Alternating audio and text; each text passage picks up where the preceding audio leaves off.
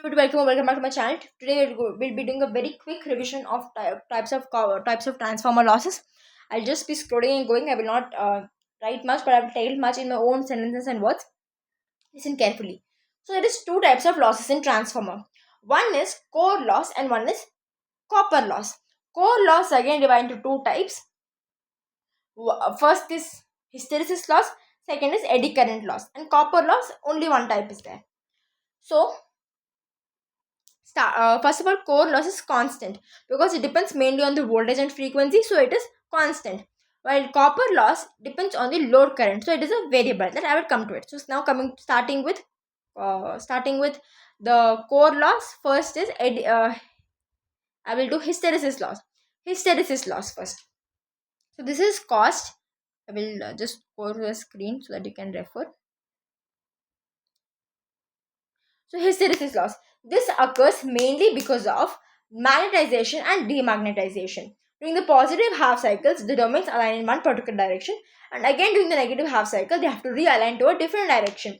Because of this alignment and de-alignment of the magnetic domains, because of the magnetization and demagnetization, hysteresis loss is produced. So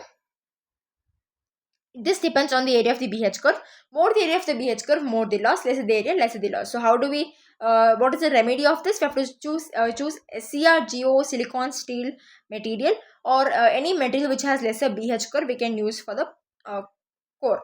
Next, coming to the eddy current loss. Eddy current loss is caused by the magnetic flux.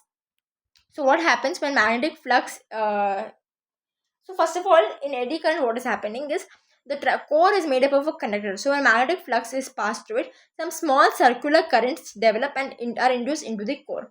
Now this, what happens is that these currents produce heat and waste electrical energy is called as copper loss. Now what okay, I forgot to say hysteresis loss equation that I will tell now only. That is known as pH. pH is equals to kH into maximum flux density, that is Bm power 1.6 into F into V, where F is the frequency, V is the volume of the material, the core. Okay, now coming to the copper loss, the formula is eddy current loss, where the formula is PE is equals to KE into Bm power 2 into F square T square. F is frequency, T is the thickness. So how can we reduce this? By reducing thickness of the lamination. Make it 0.3 to 0.5 mm. It will be reduced. So laminations increase the resistance to eddy current, and so what happens is that it becomes more resistance to eddy current losses. Because of magnetic flux changes, this is caused, and that one was because of the magnetization and demagnetization. Now coming to the copper loss. Copper loss is caused in the windings. Okay, it depends on the primary and secondary winding. So what happens when current is flowing, depends on the low current. When current flows through the winding resistance, heat is produced. This heat will cause the heating effect causes the copper loss. This occurs in primary and secondary windings. It depends on the load current.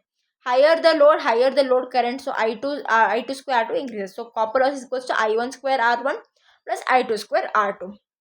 It's a variable loss because it's dependent on something, right? So if that changes, it will also change. So this was about it. So thank you for watching. Bye bye.